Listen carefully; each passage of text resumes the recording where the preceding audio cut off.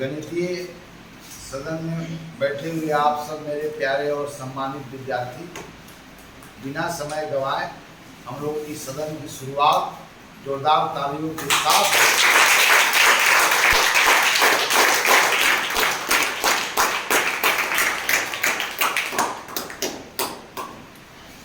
इस सदन में किन विषयों के ऊपर हम सब मिलकर के चर्चा करेंगे वह आप ही के द्वारा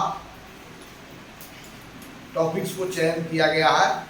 तो आज जिस विषय के ऊपर हम सब मिलकर के चर्चा करेंगे उसका घोषणा करेगी हमारी प्यारी सम्मानित छात्रा। क्या नाम है तुम्हारा? साधना कुमारी, है ना? आइए साधना, आपने कौन सी विषय पर चर्चा करनी है लोगों के साथ, आप घोषणा करें। आपके मतलब क्या हम लोग सभी सदन के सदस्यों के साथ आज संयुक्त रूप से आयोजित इस गणितीय सदन में हम सब मिलकर चर्चा करेंगे त्रिभुज और इसके गुणों के बारे में। वेरी फाइन, वेरी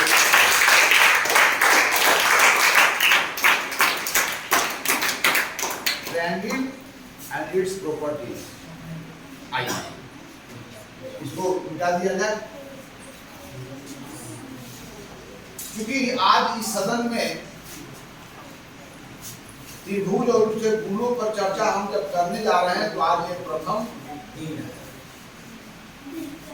तो त्रिभुज और उसके गुणों के बारे में जानने के पहले आपको यह दिमाग में आनी चाहिए कि आखिर त्रिभुजों के बारे में हमें क्यों जानना है। पहला सवाल कि त्रिभुजों के बारे में हमें जानने की क्या आवश्यकता है, इस आकृति के हमारे वास्तविक जीवन में क्या उपयोगिता है, और क्यों हमें जब ज्यामिति में विभिन्न प्रकार के बहुभुजों की चर्चा होगी तो हमारी चर्चा त्रिभुज से प्रारंभ क्यों होती है।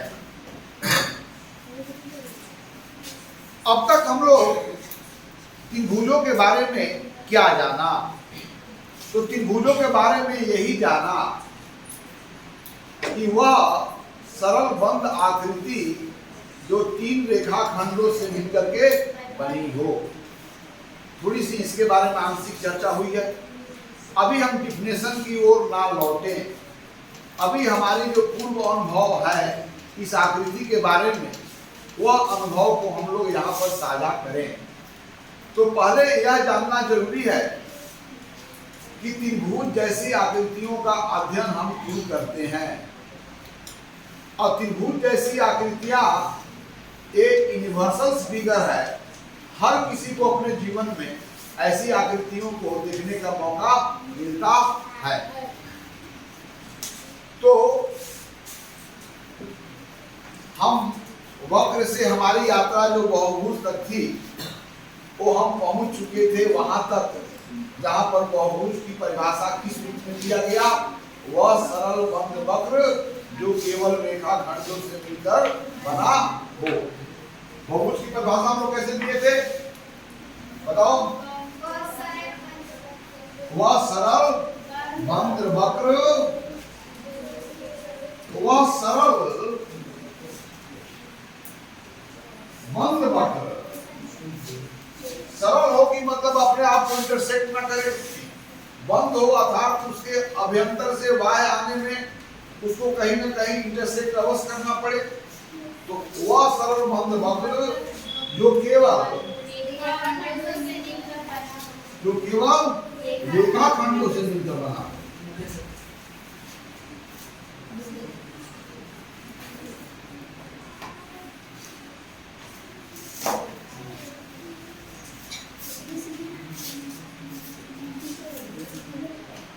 उसे हम लोग क्या करते हैं?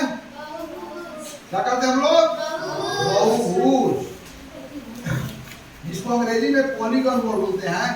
पॉलीगॉन माने हैविंग मेनी साइड्स, पॉली माने बहुत, गॉन माने भुजा, हिंदी में बहुभुज बोलते हैं। तो वह सरल बंद वक्र जो केवल रेखाखंडों से मिलकर के बना हो उसे बहुभुज कहेंगे। अब आगे बहुभुजों के जो प्रकार होगा वो उसके कितने रेखाखंड का यूज करते हो सिंपल क्लोज कर्व बनाने पर तो नंबर ऑफ साइड के आधार पर भुजाओं की संख्या के आधार पर बहुभुजों का अलग अलग नाम होंगे। तो वह सरल बंद वक्र जो केवल रेखाखंडों से मिलकर के बना हो उसे बहुभुज कहते हैं।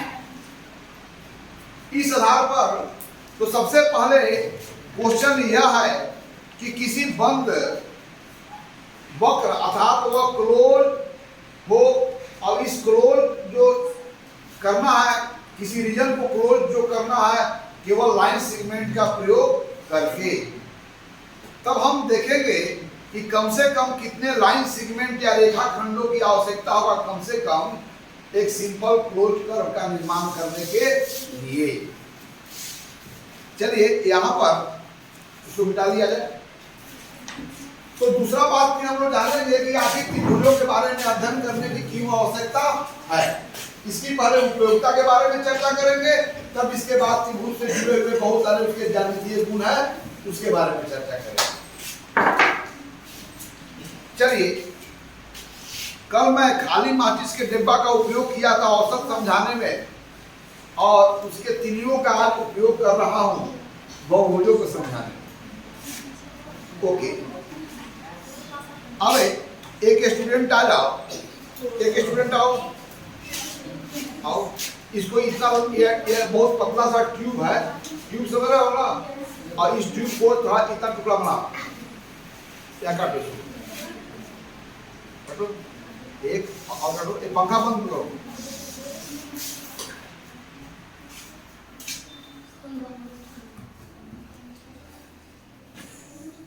चलो और काटना होगा। देखिए, अब हमारे पास एक से अधिक माचिस की तिलियां हैं जिनका से क्या है लाइन सेगमेंट। यह एक्चुअली लाइन सेगमेंट नहीं है, इसका शेप लाइन सेगमेंट है। इस वस्तु का नाम है माचिस की तिल्ली, और इसका जो आकार है क्या है लाइन सेगमेंट है। अब क्या दो लाइन सेगमेंट से, अब लाइन सेगमेंट को एक दूसरे से ज्वाइन करना है जिससे सिंपल क्लोज कर्व निर्माण हो। तो क्या दो लाइन सेगमेंट से सिंपल क्लोज कर्व बन सकता है? बन सकता है? नहीं। तो एक और मैं लाइन सेगमेंट का प्रयोग कर रहा हूं, और एक लाइन सेगमेंट का प्रयोग करके यहां से निकालो ना, निकालो, एक छोड़ाओ इसको तिल्ली साइड का,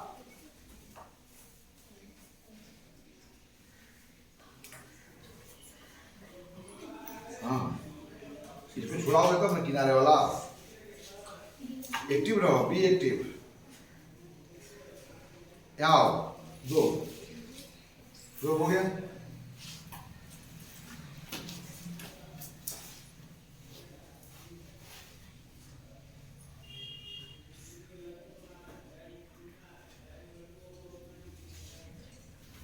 मोड़ो, इसको मोड़ो, इसलिए इधर गया, एक दूसरा निकालो ना, लंबा लंबा काटो।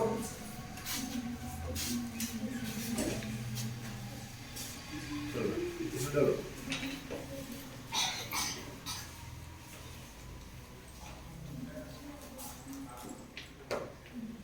ना इको डाल के निकालो, और नहीं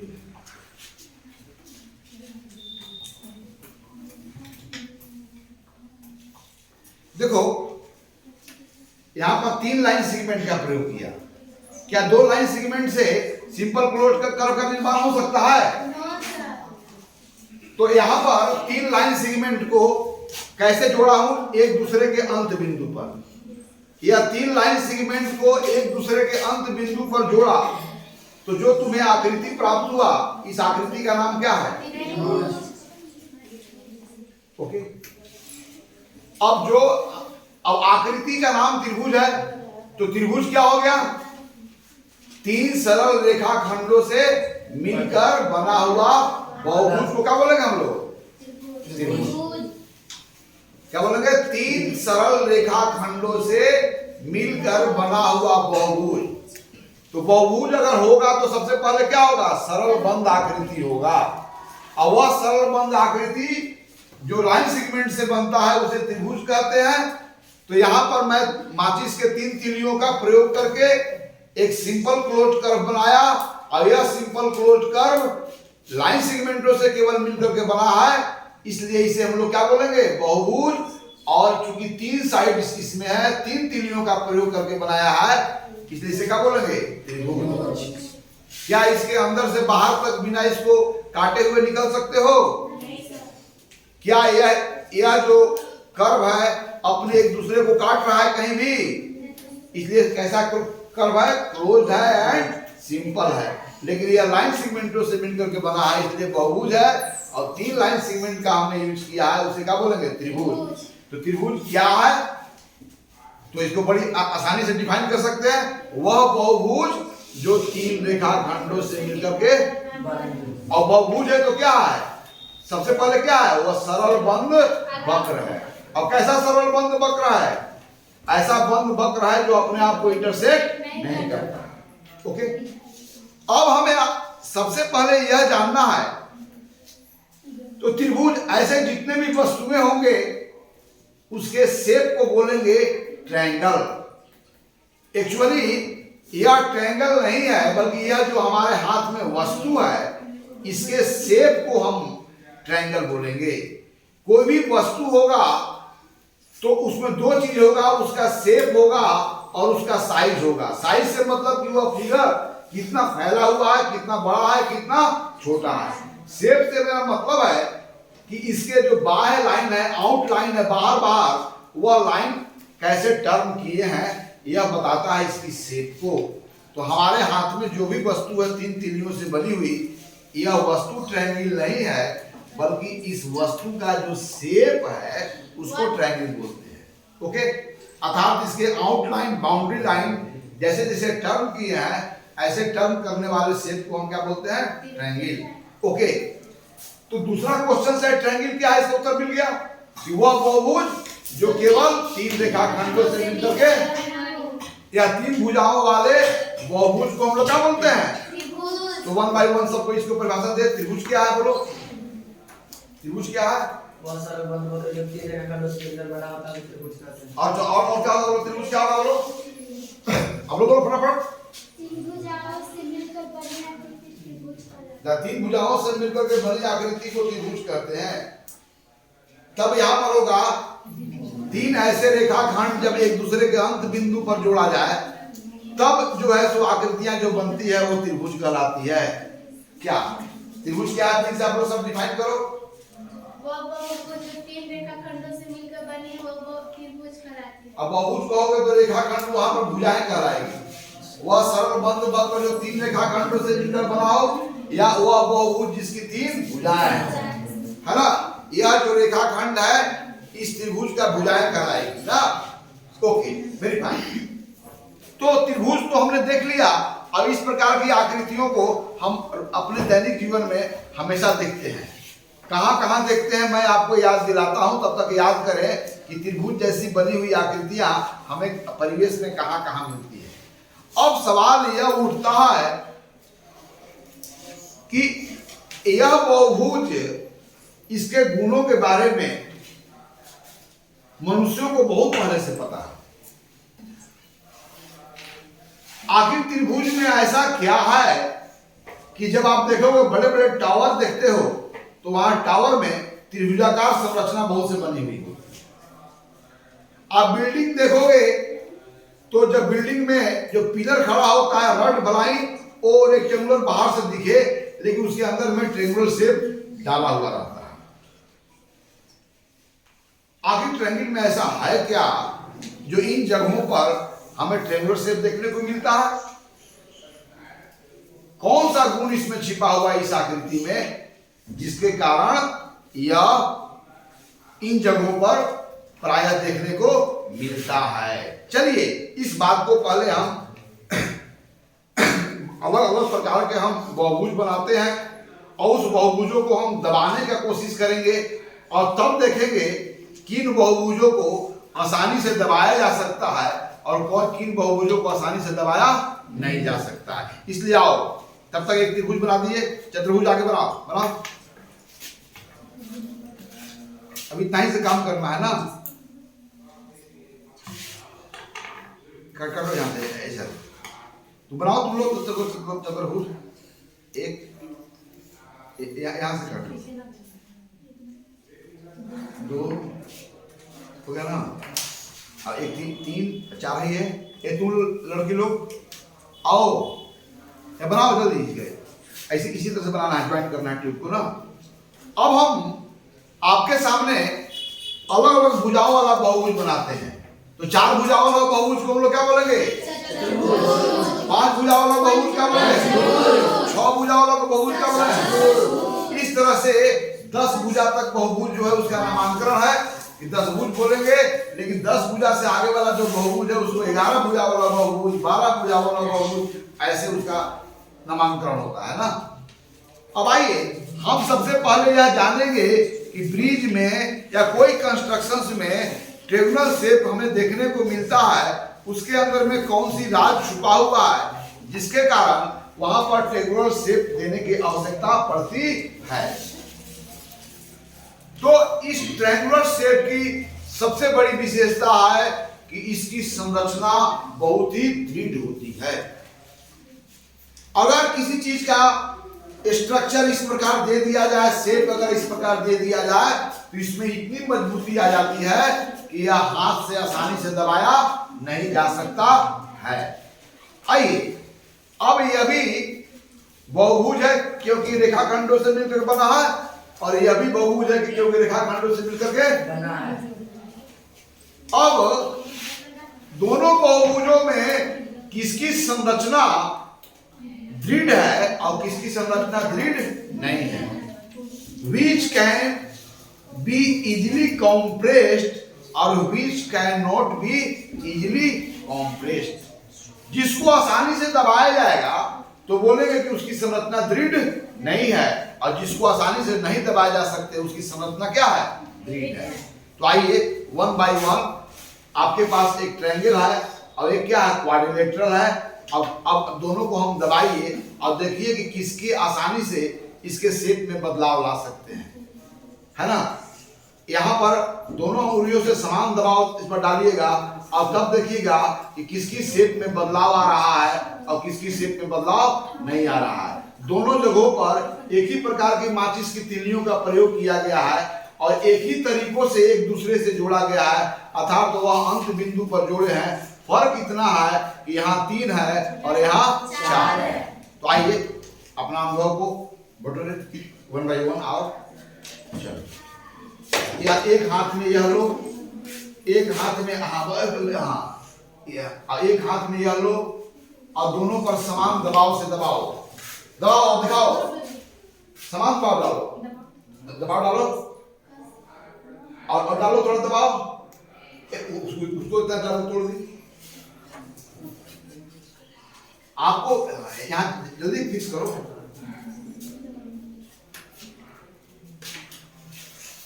तो कौन आसानी से दब जा रहा था कोई दब रहा था आसानी से और कोई नहीं दब पा रहा था।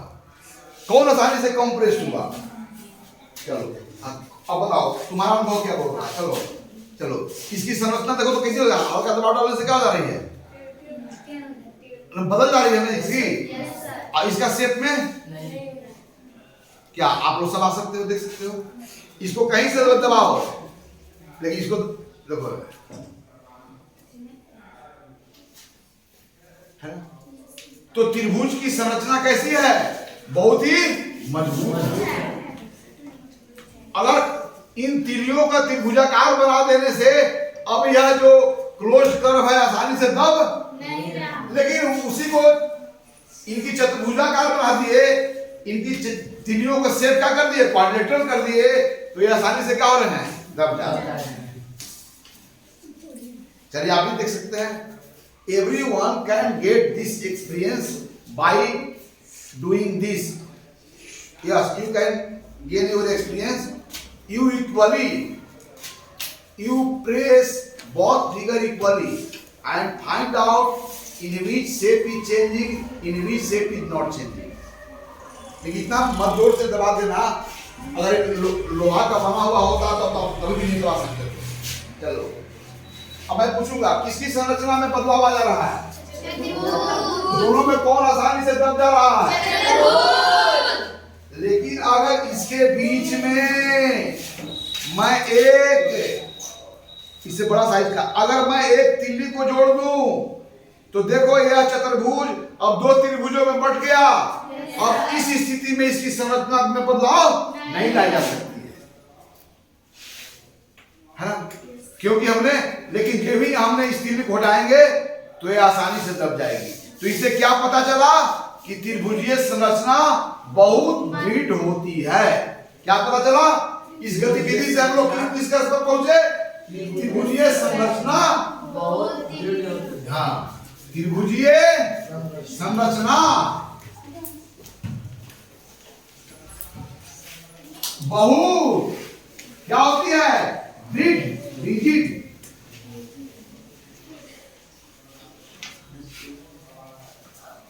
क्या मीन्स ट्रायंगुलर शेप है रिजिड स्ट्रक्चर।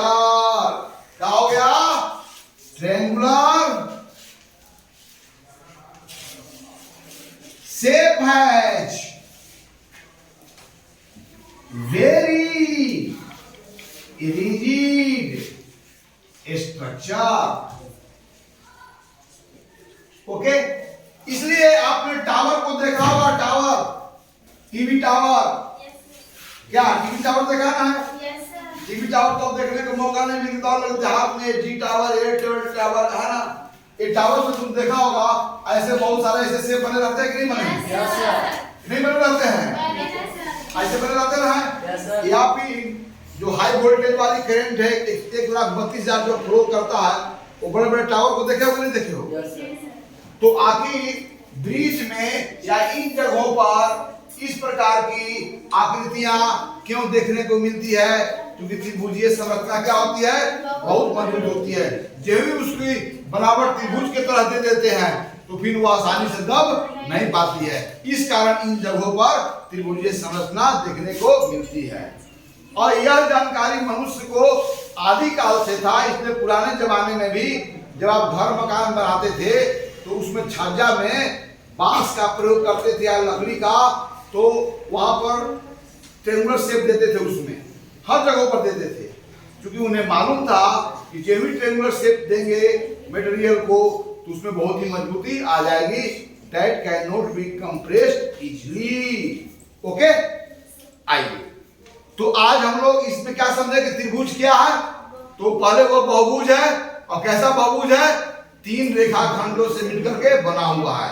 अब यह रेखाखंड बहुभुज की भुजाएं कहलाती है। तो चलिए मैं आपसे पूछ रहा हूं, एक बार मुझे बोल दीजिए कि त्रिभुज क्या है? क्या बोलो, परिभाषा सही बोलो।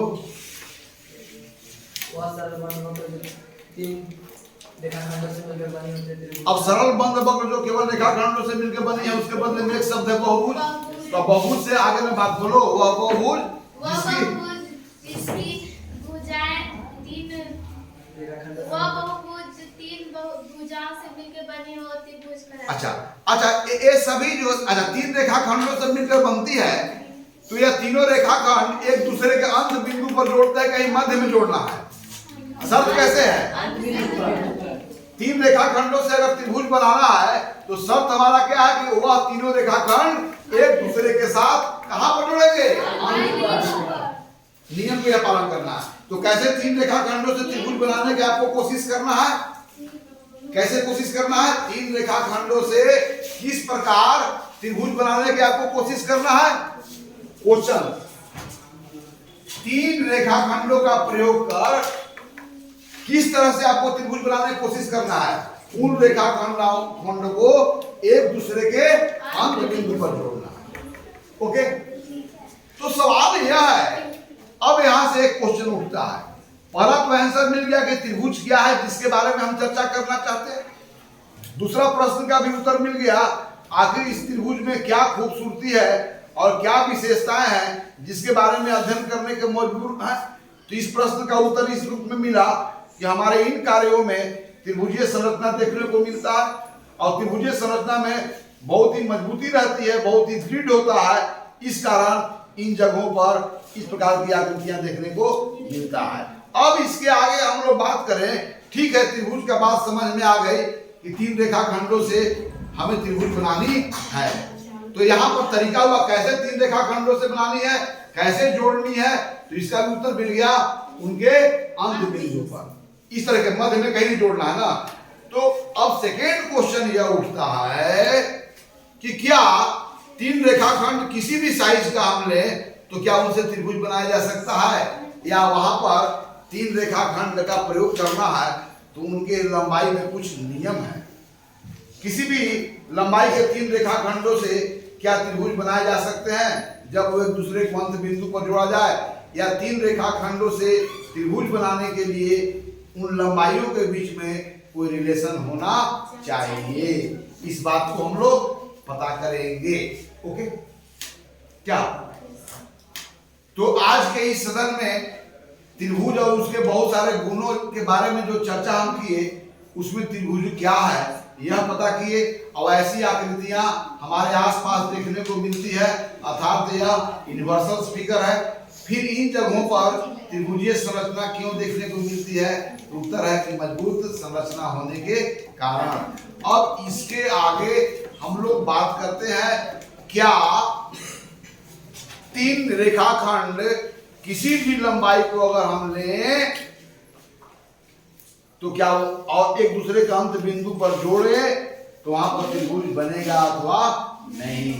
अर्थात त्रिभुज के तीनों भुजाओं के लंबाइयों में कैसा संबंध होना चाहिए, है ना? तो इन बातों को चर्चा करने के पहले ये सेकेंड स्टेप हो गया। हम जब त्रिभुज जब बनता है तो वहां पर त्रिभुज जब बना है तो इसमें कितने भुजाएं हैं इन रेखाखंड, और वहां पर कितने कोण बनते हैं? क्या कोण बनते हैं? 3। तो 3 कोण बनते हैं और 3 भुजाएं हैं, और 2 भुजाएं जिस बिंदु पर मिलते हैं इस बिंदु का विशेष नाम है। इसका नाम क्या है? शीर्ष बिंदु। तो बहुभुज के 2 भुजाएं जिस बिंदु पर मिलते हैं उसे हम लोग शीर्ष कहते हैं। तो बताइए कि इस बहुभुज में कितने शीर्ष बिंदु हैं? 4। कितने हैं? 4। इसमें कितने हैं? 3।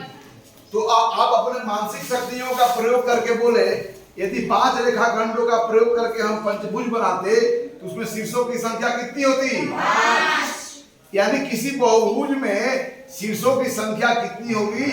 जितनी उनकी भुजाओं की संख्या। ओके। तो त्रिभुज के विशेष गुणों के बारे में जानने के पहले त्रिभुज से जुड़ा हुआ यह जो परिभाषिक शब्द है इसको जाना जाए ना। चलिए मिटाइए। तो त्रिभुज का भुजा क्या कहलाएगी? 3 रेखाखंडों से या त्रिभुज बना होगा वह इसकी भुजाएं कहलाएगी।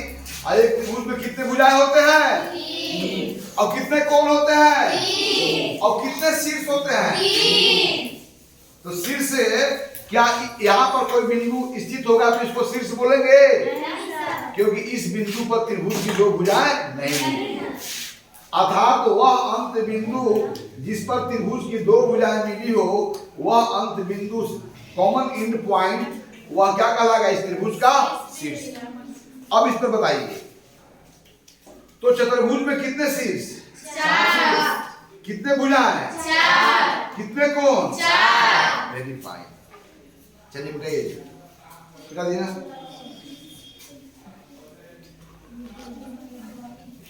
चलिए, तो ये भुजाएं क्या हो गया? सभी रेखाखंड क्या कहलाए? सभी रेखाखंड जिनसे मिलकर त्रिभुज का निर्माण होता है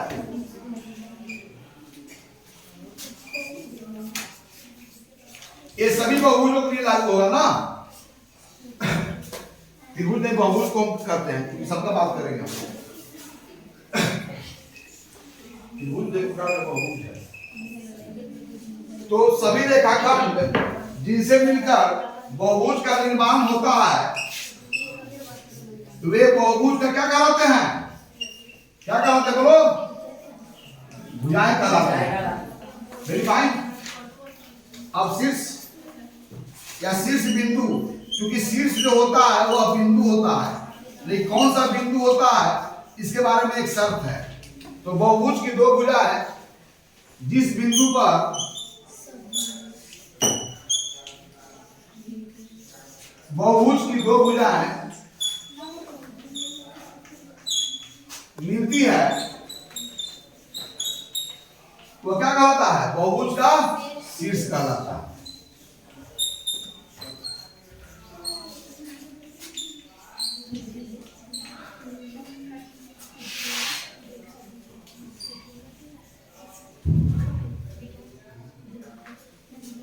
अब किसी बहुभुज में कितने कोण होंगे यह इस बात पर निर्भर करेगा कि उसमें कितनी भुजाएं हैं। तो 3 भुजा वाला बहुभुज में कितने कोण बनेंगे? 4 भुजा वाला बहुभुज में 5 भुजा वाला बहुभुज में 5। आप लोग इसी तरह पंचभुज 10 भुज का सबका मॉडल बनाओगे ना। ट्यूब मैं मंगा दिया हूं और ट्यूब लाओगे इसी तरह बनाओगे मॉडल। चलिए इसको बिठाइए। तो सबसे पहले त्रिभुज अर्थात उसी भी त्रिभुज में किससे मिलकर बना है? भुजा और कोणों से मिलकर बना है। जब त्रिभुज को हम एक साथ देख रहे हैं तो यहां पर देख रहे हैं 3 भुजाएं हैं और 3 कोण हैं, अर्थात यह कोणों और भुजाओं से मिलकर बना है। तो त्रिभुज के कोणों के संबंध में कौन सा गुण का पालन करता है और भुजा के संबंध में कौन सा गुण का पालन करता है, जिसमें हमारा यह क्वेश्चन अभी आपके लिए बना हुआ है। क्या 3 रेखाखंड किसी भी लंबाई को ले और एक दूसरे को अंत बिंदु पर जोड़े तो क्या वहां पर त्रिभुज का निर्माण हो पाएगा? या किसी भी रेखाखंड को एक दूसरे को अंत बिंदु पर क्या हम जोड़ पाएंगे? या खास लंबाई के रेखाखंड को ही अंत बिंदु पर जोड़ पाएंगे और दूसरे प्रकार के लंबाइयों को नहीं जोड़ पाएंगे? ये भुजा संबंधी गुण के बारे में जानकारी, पहले कोण संबंधी गुण के बारे में जानकारी प्राप्त करके तब हम भुजा संबंधी गुण के बारे में जानकारी प्राप्त करेंगे, है ना। तो त्रिभुज जो है 3 भुजा और 3 कोणों से मिलकर के बना हुआ बहुभुज है। यानी कि 3 रेखाखंडों को एक दूसरे के अंत बिंदु पर जोड़ने पर यह क्लोज कर्व प्राप्त होता है, जिसे आप ट्रायंगल कहते हो। अब ट्रायंगल में जो 3 कोण बनता है, यह तीनों कोणों का यदि अंश माप का योग, क्या वहां पर कोई फिक्स नंबर है या हर ट्रायंगल के लिए तीनों कोणों का योग में कोई अलग वैल्यू प्राप्त होता है? अर्थात त्रिभुज के कोण संबंधी गुणों के बारे में अब हम जानने जा रहे हैं। ओके, बताइए।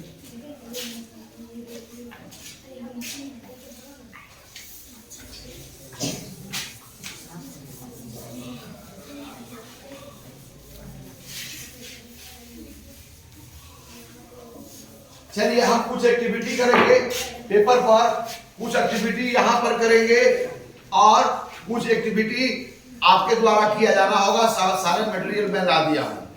तो त्रिभुज के कोण संबंधी गुणों के बारे में अब हम जानेंगे। तो आइए एक त्रिभुज का और एक परिभाषा है, एक परिभाषा जान जाओ। परिभाषा यह है कि समतल में अगर आप 3 बिंदु लेते हो, थोड़ी सी जान जाओ।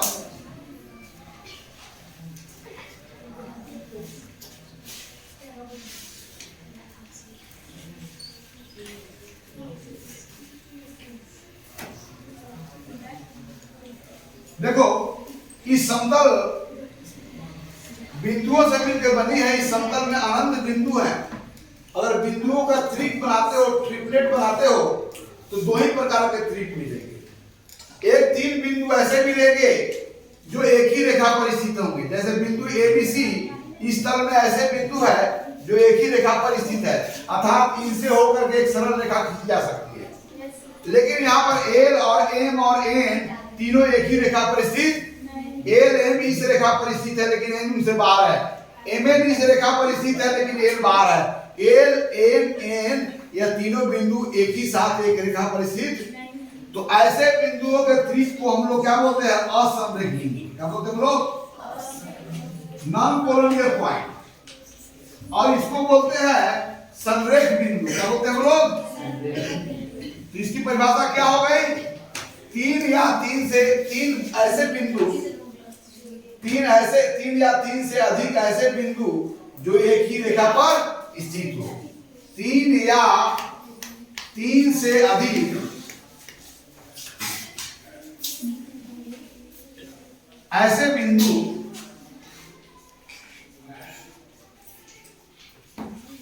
जो एक ही रेखा पर स्थित हो। तो ऐसे क्या बोलेंगे हम लोग? कैसे क्या बोलेंगे हम लोग? और इसको क्या बोलेंगे? 3 ऐसे बिंदु जो 3 या 3 से अधिक बिंदु, तो 3 की बात करें, 3 ऐसे बिंदु जो एक ही रेखा पर स्थित ना हो, उसे क्या बोलेंगे? अंग्रेजी में बोलेंगे नॉन कोलिनियर, इसको क्या बोलेंगे? Collinear points. ओके, अब जरा मिटा दो। तो एक तल में कैसे बिंदुओं को, 3 कैसे बिंदुओं को जोड़ते हैं तो त्रिभुज मिलता है। तो एक ही तल में 3 असमरेख बिंदुओं को एक दूसरे के साथ ज्वाइन करेंगे तो क्या मिलेगा? क्या मिलेगा? त्रिभुज।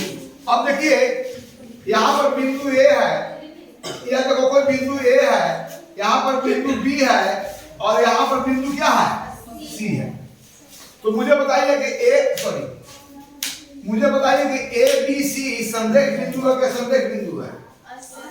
इसलिए 3 असमरेख बिंदु ए बी सी इस प्रकार हो कि ए को सी से ज्वाइन किया जाए, सी को बी से ज्वाइन किया जाए और बी को ए से ज्वाइन किया जाए। तो 3 असमरेख बिंदु ए बी सी इस प्रकार हो कि ए को बी से ज्वाइन किया जाए, बी को सी से ज्वाइन किया जाए, सी को ए से ज्वाइन किया जाए। तो ज्वाइन करने के बाद the figure which you obtain is called a triangle, right. और यह तीनों असमरेख बिंदु इस त्रिभुज का शीर्ष कहलाएंगे। ओके, तो किस प्रकार के, एक ही तल में किस प्रकार के 3 बिंदुओं को जोड़ने पर एक त्रिभुज प्राप्त होगा? असमरेख बिंदुओं को जोड़ने पर हमें एक त्रिभुज प्राप्त होगा।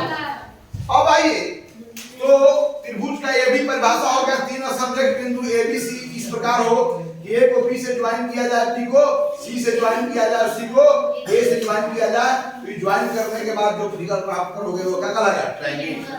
अब देखिए हम बहुत सारे ट्रायंगल बनाते हैं, इधर आओ। अब तुम रैंडमली बहुत सारे ट्रायंगल बनाओ, मैं बनाता हूं, तुम स्केल लाओ। स्केल है प्रोटेक्टर प्लीज, प्रोटेक्टर्स। कुछ एक्टिविटी कर लेते हैं वेरी फास्ट में, फिर इस पर लंबा करना होगा।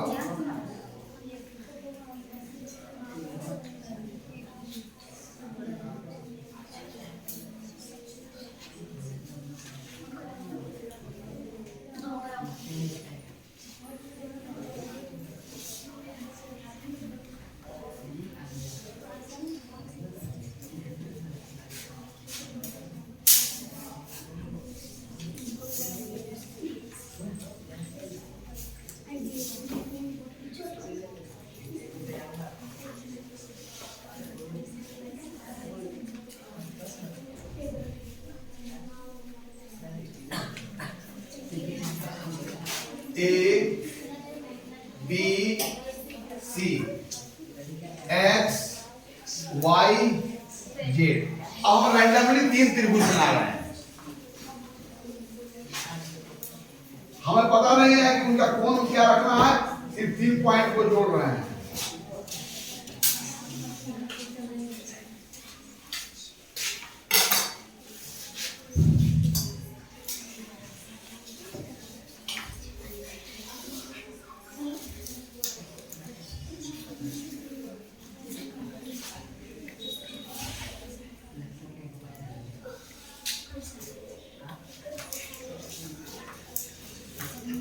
P Q R। देखिए यहाँ पर 3 कोण बना, कितने कोण बना बोलो? 3। अब इस कोण को हम क्या बोलेंगे? Angle BAC। इसको क्या बोलेंगे? एंगल बोलो BAC। तो ये ना होगा, इसको ABC, एंगल ABC। 2 कोण हो गया। और इसको हम लोग कैसे नामकरण करेंगे? बोलो है या एसीबी जैसा भी रख सकते हो। कोण का शीर्ष हमेशा मध्य बिंदु रहता है ना, बाकी दोनों भुजाओं पर स्थित बिंदु को किसी क्रम में रख सकते हो। क्या बोला आप लोग? बी सी ए, तो ए से चूंकि शुरू होता है इसका मालूम करना है एसीबी। अब आइए तीनों कोणों का यहां पर डिग्री मेजर पता करें। क्या हम त्रिभुज रैंडमली 3 प्रकार के बनाया तो इसके 3 कोण बने, तो तीनों कोणों के डिग्री मेजर में कोई एक ही वैल्यू प्राप्त हो रहा है या अलग अलग वैल्यू प्राप्त हो रहा है। जो पहला है त्रिभुज के कोण संबंधी गुण, एंगल प्रॉपर्टी। तो आइए आप लोग काम करिए, आ जाओ, प्रोटेक्टर है इसका यूज करके आप निकालो रफली जो भी वैल्यू आएगा, 1-2 डिग्री का अंतर आएगा। चलो फटाफट हेल्प करो, हमारा और कोई प्रोटेक्टर नहीं है और कोई दूसरा लड़का आओ, तुम रीडिंग लिखोगे, वो बोलेगे तुम रीडिंग लिखोगे, वो रीडिंग लिखना कितना करो लिखो।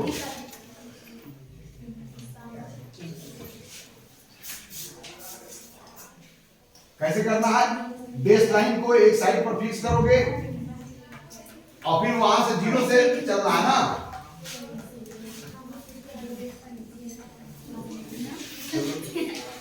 ये देखो जरा, तुम लोग एंगल मेजर करोगे। आओ दूसरा को मैं दे रहा हूं।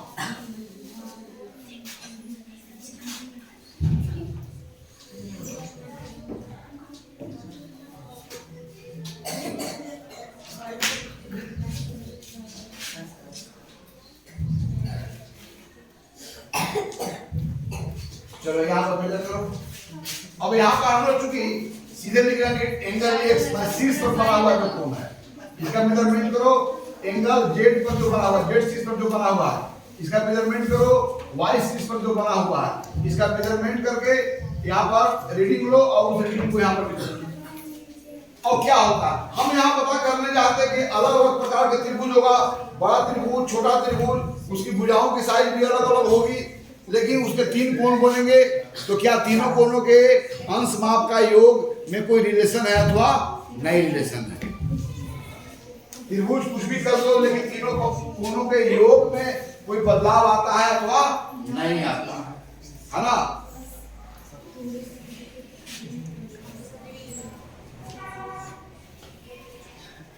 फटाफट 1-2 डिग्री का अंतर हो तो कोई बात नहीं है।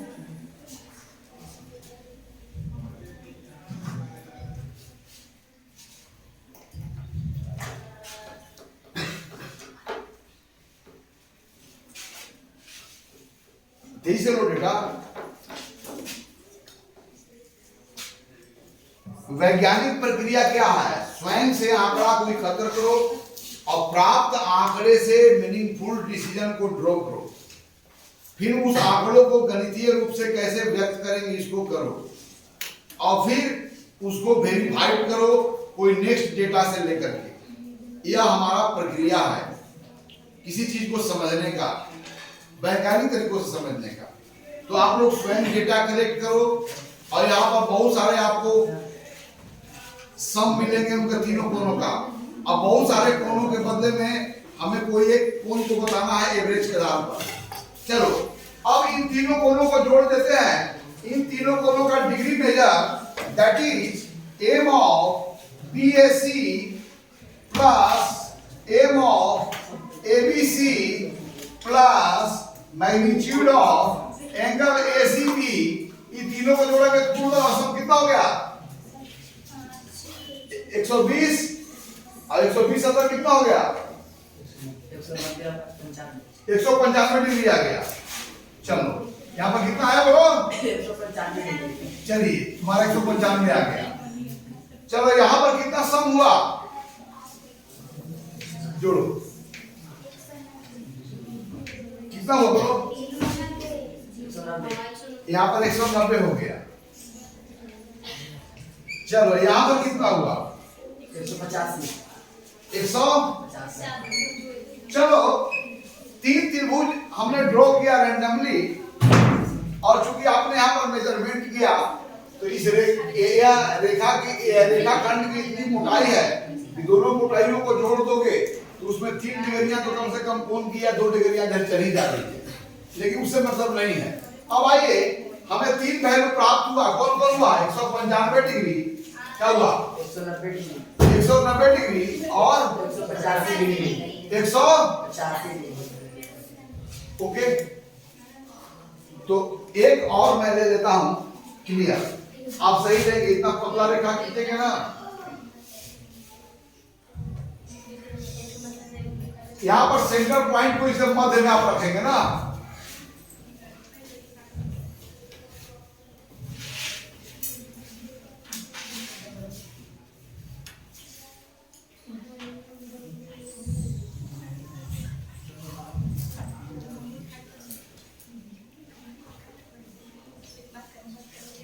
चलिए इस तीनों कोणों को मापिए तो आप दोनों आइए, एंगल मेजर करो, आता है ना एंगल मेजर, ये तो आप आंकड़ा देखते हैं।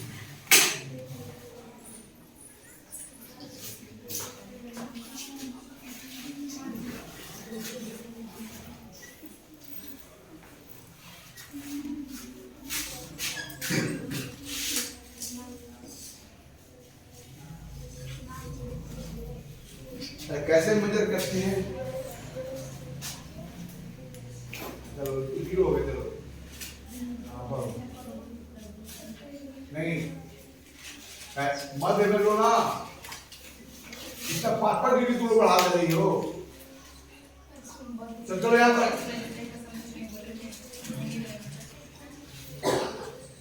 अब चलो इसका मध्य कहाँ हो जाएगा, 70 इधर में है तो पीछे चला जाएगा, ये कितना पर आएगा 65, 5 डिग्री के दूर अंतर कर दे रहे हो, यहाँ पर भी लिया हुआ सर तुम लोग।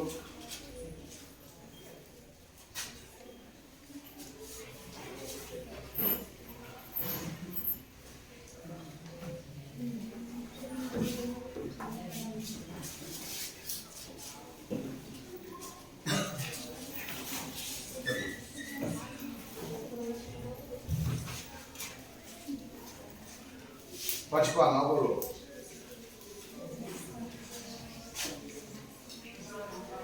सेंटर को मिलाओ, सेंटर को मत बना,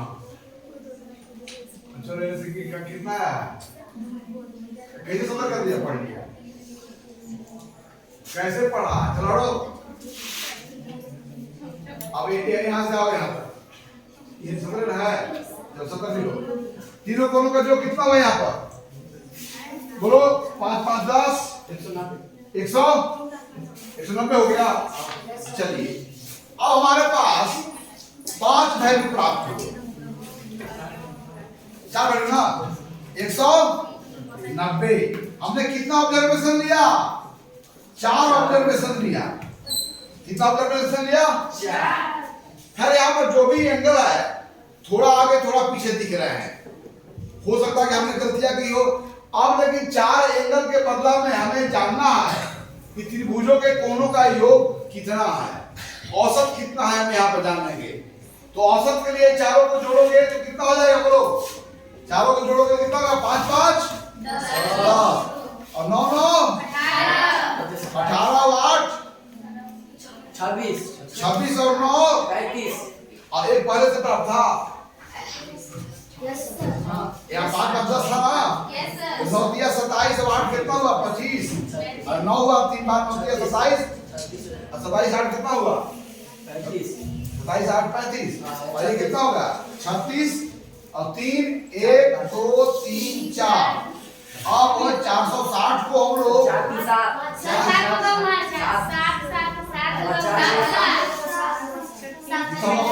1 2 3 4 7 हुआ।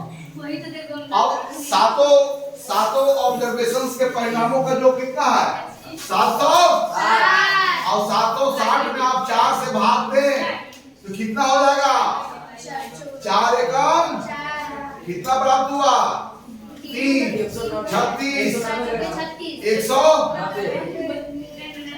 तो यहाँ पर हमारा डेटा यह कह रहा है, इसमें हमने बहुत सारी गलतियां की कि यह त्रिभुज के तीनों कोण का एवरेज जो है, कोणों का तीनों कोणों का योग कितना बता रहा है 190। एक्चुअल यहाँ पर एवरेज 180 के आसपास आनी चाहिए, लेकिन 180 के आसपास क्यों नहीं आया, तो कारण समझ ले कि यह रेखा में कम से कम 1 मिलीमीटर या 2 मिलीमीटर का इसमें भी मोटाई है और 2 मिलीमीटर का इसमें भी मोटा जबकि हमने परिभाषा के अनुसार क्या पढ़ा है कि वह रेखाखंड या रेखा या जो भी हो उसमें केवल लंबाई होती है, मोटाई नहीं होती है। तो यहाँ पर रिजल्ट हमें 180 के आसपास होना चाहिए था। वैसे हम रफली यहाँ से एक आइडिया जनरेट करें कि अगर हम जोड़ते तो 190 जो है 180 के क्या है, करीब है।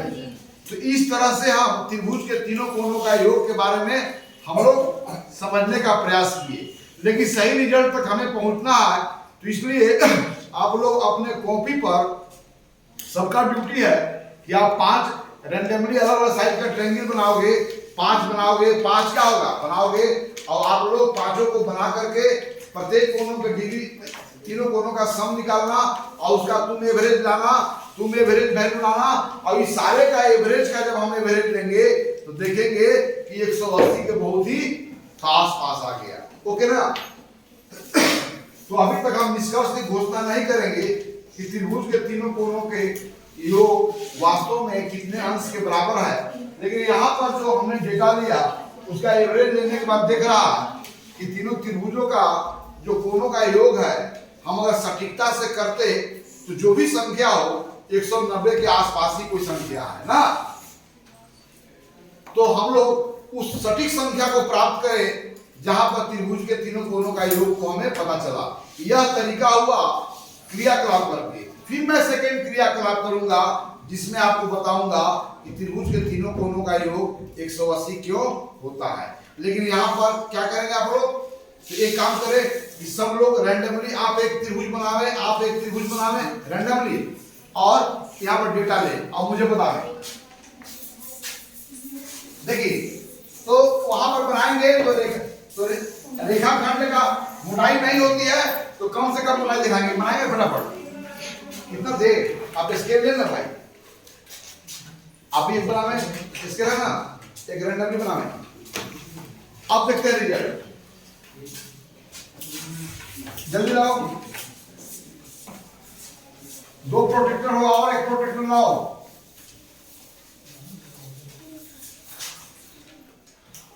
क्योंकि यह बहुत सावधानी पूर्वक हम लोग को डेटा कलेक्ट करना है, सारे नियमों को पालन करते हुए। रेखाखंड है तो बिल्कुल मोटाई नहीं होनी चाहिए और बिंदु है तो उसमें कम से कम लंबाई चौड़ाई ऊंचाई हो, मतलब कम से कम हो, बहुत नगण्य के बराबर, तब वो पॉइंट माना जाएगा।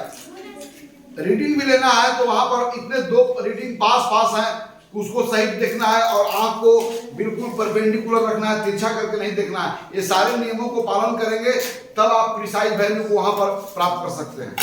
हो गया? फटाफट कौन मापो, नाप के बाद 3 को जोड़ते जाओ। कोई है सेंटर, उसी सेंटर क्यों रख लिया? चलो ठीक मान लो। चलो कितना रहा है बोलो, इस कोण को माप, कौन को माप रहे हो?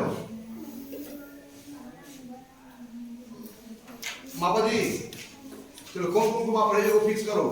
इसका की कोण है, एक भुजा को फिक्स करोगे ना, एक भुजा को फिक्स कर दिए।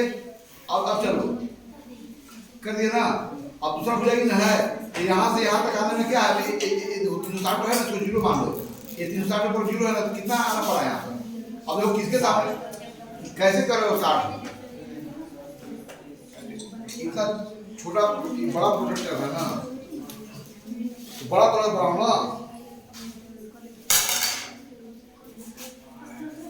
हो गया जी?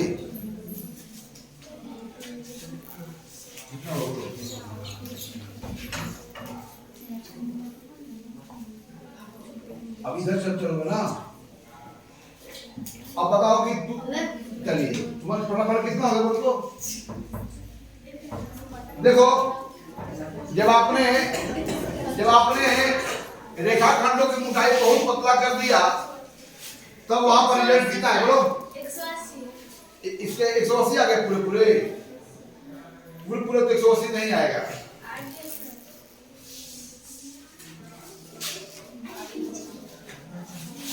नहीं आया, दिखाओ।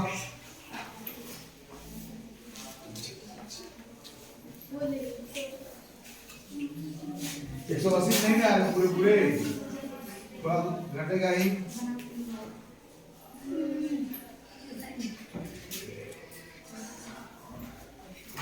क्या ठीक हुआ? 75 है कि 75 से कम है? देख रहे हैं 70 है। और सीधे ऐसे देखो इस तरह कितना है? चलिए आपका कितना है तीनों कोणों का योग? मुझे चल रहा है। आप सबका ड्यूटी है, सब कोई अपने घर पर 5-5 रैंडमली ट्रायंगल बनाएगा। 5 ट्रायंगल बनाने के लिए यही है कि उस कॉपी के पन्ने पर 3 को बिंदु पहले प्लॉट करना है जो समरेख नहीं हो, और तीनों पॉइंट को आप सेंटीमीटर स्केल का सीधा किनारा का प्रयोग करके तीनों पॉइंट को एक दूसरे से जोड़ोगे तो वहां ट्रायंगल प्राप्त होगा। फिर प्रोटेक्टर का यूज करके अलग अलग कोणों के माप ज्ञात करो और फिर अंत में उसका सम ज्ञात करो। तो 5 ट्रायंगल बनाओगे तो पांचों त्रिभुज के लिए तीनों कोणों का योग जो है तो 5 को वहां पर आपको डेटा लेना ना, और हर कोई डेटा लेकर के आएगा।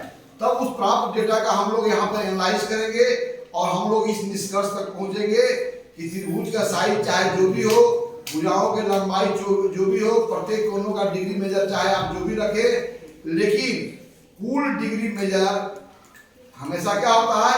फिक्स रहता है और वह 180 डिग्री के बराबर होता है। कल हम लोग पेपर पर क्रियाकलाप करके त्रिभुज के तीनों कोणों का योग कितना के बराबर होता है इसको रियलाइज करेंगे। ओके हो गया जी?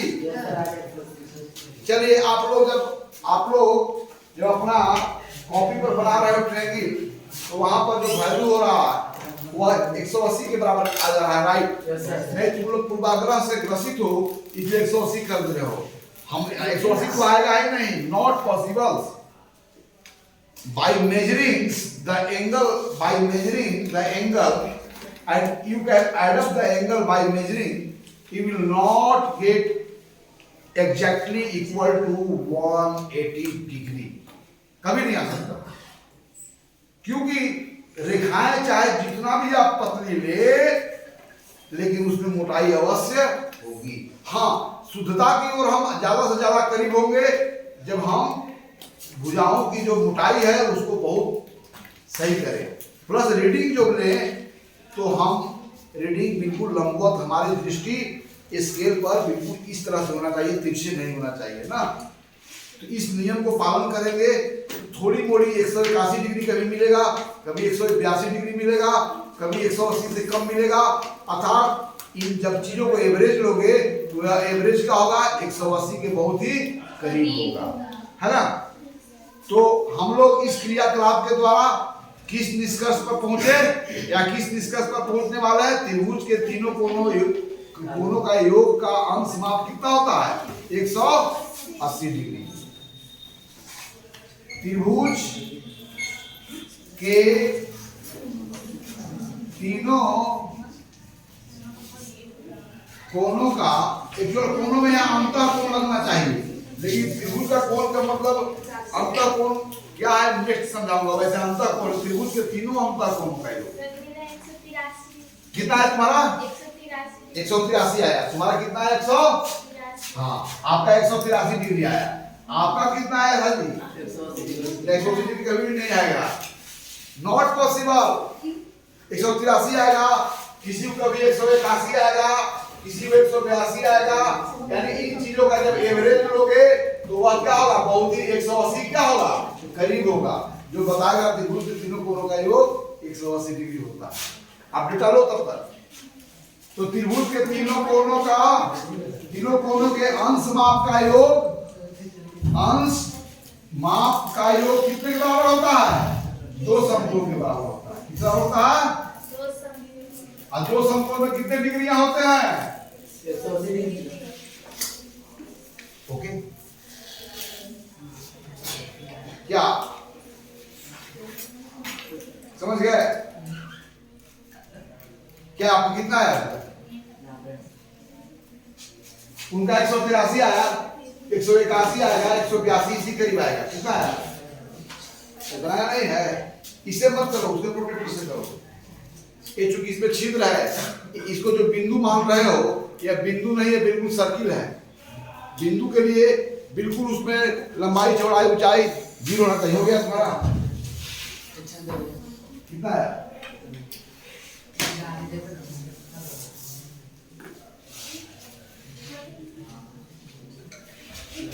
फटाफट लो।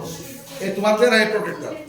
ये प्रोटेक्टर जो है रफ काम करने वाला है भैया, इसको सेंटर नहीं ना है, ये ब्रीथ है ना, सेंटर के लिए एक पॉइंट होता है। पॉइंट के मतलब उसमें बिल्कुल लंबाई चौड़ाई चाहिए नहीं हो, मतलब डॉट, ये डॉट नहीं ना है। हो गया? चलो यहाँ से तुम यूज करो। सबको पास ज्योमेट्री बॉक्स, सरकार ने सबको ज्योमेट्री बॉक्स दी ना है यार, तो अपना काम करना चाहिए ना, है ज्योमेट्री बॉक्स। तो अब इतना देर में सबके कम से कम 100 वर्ड डेटा आ जाता था। और ज्योमेट्री बॉक्स एवरीवन है ज्योमेट्री बॉक्स, तो अपने कॉपी पर ट्रेनिंग बनाओ, कम से कम एक बनाओ, उसका 3 का डीबी में कर लो, सम बताओ, यहाँ रिपोर्ट लाओगे तब ना होगा। हो गया जी? तुम्हारा कितना है?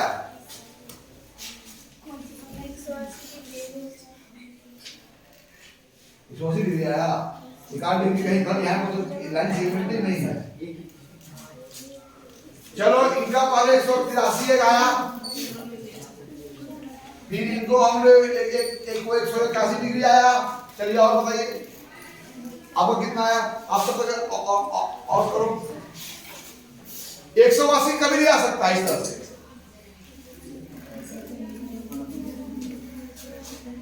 कितना हुआ? ये इनका 187 डिग्री आया, ये ज्यादा बेटर है, इनका 187 आ गया। तुम लोग तिरछे देख रहे हो, देखने का भी तरीका है। ये लंबन दोष आता है, इसको बोलते हैं। रीडिंग पढ़ने का भी तरीका है। आंख को बिल्कुल लंबवत रखना है। अगर तिरछा रखोगे तो उसका पोजीशन जो होगा वो गलत जगह दिखेगा, आंख में उसको वास्तविक पोजीशन से भ्रम हो जाएगा। कितना सॉफ्ट काम करते हो ये भी दिखाया जाएगा। आप लोग से डेटा क्यों ले रहा हूं? सबको इंप्रेस होकर बताओ जल्दी रिजल्ट। सबके पास ज्योमेट्री बॉक्स है, सब बताओ। अपने 50 रिजल्ट यहाँ पर आ जाता। जितना मोर यू गेट रिजल्ट, आप उतना ही करीब के नजदीक होंगे, क्योंकि ज्यादा का जितनी ज्यादा ऑब्जर्वेशंस का एवरेज लेते हैं वो एवरेज बेटर होता है।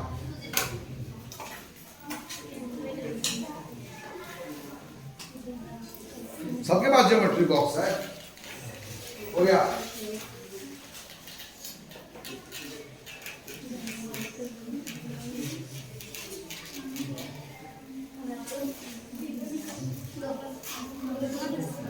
चलो कितना भाई लोग? ज्योमेट्री बॉक्स नहीं ना आपके पास? नहीं मिला है ना? स्क्वायर बॉक्स नहीं मिला है तुम लोग को? हो गया? कितना होता है?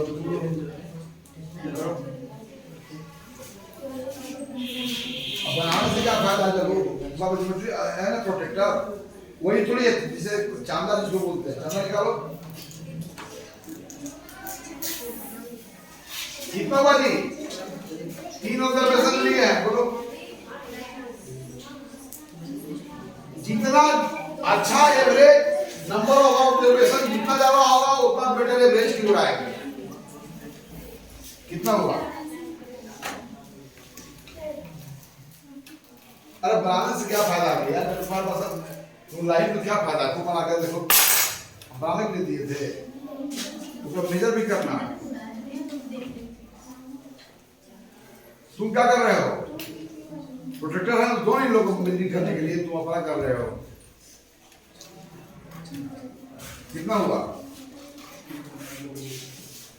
कितना हो गया? 184 डिग्री का आया है। चलो एक और ऑब्जर्वेशन और कोई कर रहा है? तुम्हारा कितना है?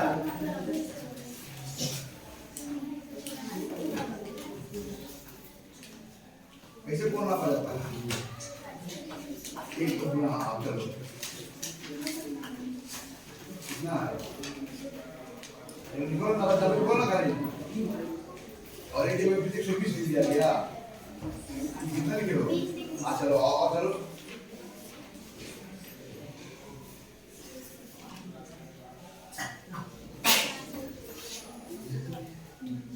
गलती ऐसे रखो ना, कौन बना पाया है? देखिए कौन बना पाया है? इसको यहाँ से यहाँ पर इसको ऐसे रखोगे ना, बिंदु को इस तरह को आधा ऐसे होगा, आप चलो यहाँ से यहाँ तक कितना चला है? यहाँ ऊपर तक ऊपर 10 या 0 से 10 20 50 पूरे है 45 है ना 45 मर हो गया आज 179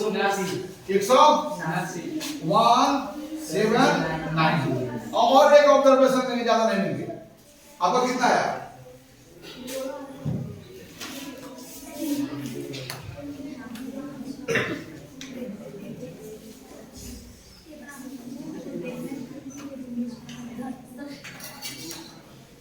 कितना बोलो? 20 हो गया और 165 आया। चलिए आइए, इनका एक का 165 आ गया। चलो अभी टाइम रखते हैं, सुनो यही से एनालाइज करते हैं। हमने क्या ऑब्जर्वेशन लिया? 1 2 3 4 5 6। तो ये पांचों आउटकम को जोड़ो, सबको जोड़ो, कितना हो गया? और 5 से भाग करो तो यह वैल्यू कितना आ रहा है जरा देखते हैं। कितना हो जाएगा बोलो? जोड़ो 9 5 14। देखो 9 5 14, 14 4 कितना हुआ? 16 और 16 7 कितना हुआ? 23 और 23 और 1 कितना हुआ? 24 और 24 और 3 कितना हुआ? 27 के हाथ 7 और कितना हो गया? 2।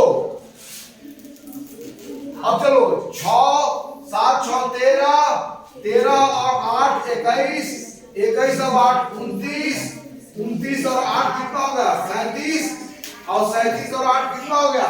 45 ना, 45 और 2 47 के साथ हाथ में 4 4 1 5 5 1 6 6 1 7 7 1 8 8 1 9 9 1 10 कितना हो गया? 1070 और कितना से भाग देना है हम लोग? 5 से भाग देना है। पांचों हुआ 1 2 3 4 5 6 हुआ ना? क्या हुआ? 1 2 3 4 5 6 ऑब्जर्वेशन है, तो हम 6 से डिवाइड करेंगे ना, 6 से डिवाइड करेंगे, इसको 6 से डिवाइड करेंगे। अब 6 से डिवाइड करते हैं तो क्या मिलता है बोलो? 10 77 है ना? 6 एकम 6 कितना हो गया? 4 47 6 बटे क्या हो गया? तो यहाँ कितना हो जाएगा? 48 6 बटे 48 कितना हो गया? 1 17 तो 6 गुना 12 5 50 छचा के 36। अब चलो यहाँ पर जो एवरेज है, यहाँ पर जो एवरेज है हमारा 182.6 आ रहा है समथिंग। क्या जोड़ है? कितना जोड़ दो बोलो? 11 जोड़ होगा ना? हो सकता है 11 जोड़ होगा। हाँ क्या ग्रोथ है? और 9 5 14 14 4 16 16 7 23 1 24 24 3 27 के साथ हाथ में गया तो 6 2 8 8 7 15 15 8 23 23 और 8 कितना होगा? 31 और 31 और 8 कितना हो गया? 39 और 39 और 8 कितना हो गया? 47 के साथ हाथ में 4 छुपा है। सही है। अब यहाँ पर देखो इसका एवरेज जो लिए 182 पॉइंट क्या हुआ? 6 आया। तो यहाँ पर चूंकि 6 भी बोल ली, यदि हम ऑब्जर्वेशन को हम बढ़ा दें कितना होगा? 9 कहाँ पर 9 होगा? 9 5 14 14 4 18 7 25 1 ठीक है। 9 होने से कोई फर्क नहीं है, 9 होगा ना? कहाँ पर होगा 9 यहाँ पर होगा ना, थोड़ा सा और बड़ा हो जाएगा। तो यह जो वैल्यू है, जब ऑब्जर्वेशन को हम बढ़ाएंगे और सटीकता से हम नापेंगे तो हम देखेंगे कि हमारा जो एवरेज है वह संख्या जो है किस संख्या के हमें करीब मिलेगा, 180 डिग्री का। यहाँ पर चूंकि ये तो बदल सकता है, 7 को लेते, 8 को लेते, 9 को लेते, 10 को लेते, तो यह का वैल्यू स्थिर रहता, वो बदलता रहता ना। अब इनका जब हम एवरेज लेते तो हमारा जो वैल्यू प्राप्त होता वह क्या होता है, 180 के करीब। तो यहाँ पर आपके द्वारा एकत्र आंकड़ा के द्वारा यहाँ पर आंकड़ों का जो टेंडेंसी है उसके द्वारा हम इस निष्कर्ष तक पहुंचे कि त्रिभुज का साइज चाहे जो भी हो, त्रिभुज का प्रकार चाहे जो भी हो, है ना, आप 3 असंख्यक बिंदुओं को जब कभी भी प्लेन में जोड़ेंगे आपको एक ट्रायंगल प्राप्त होगा।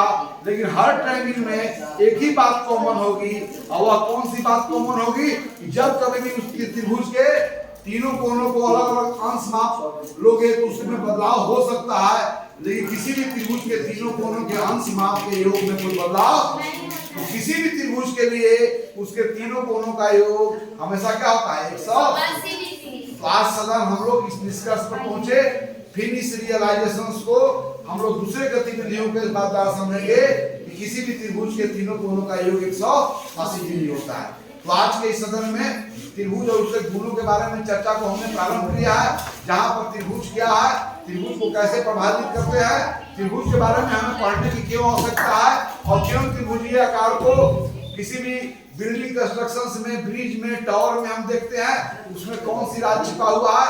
तो आंसर है कि उसकी दृढ़ संरचना होने के कारण इन जगहों पर त्रिभुज देखने को मिलता है। तो आज के सदन यहीं पर समाप्त होता है। फिर अगले सदन में त्रिभुज के बारे में जो मैंने विस्तार पूर्वक जो चर्चा को प्रारंभ कर रहे हैं उसके अगली स्टेप्स की ओर चलेंगे। इतना ही के साथ आज का क्लास को मैं यहीं पर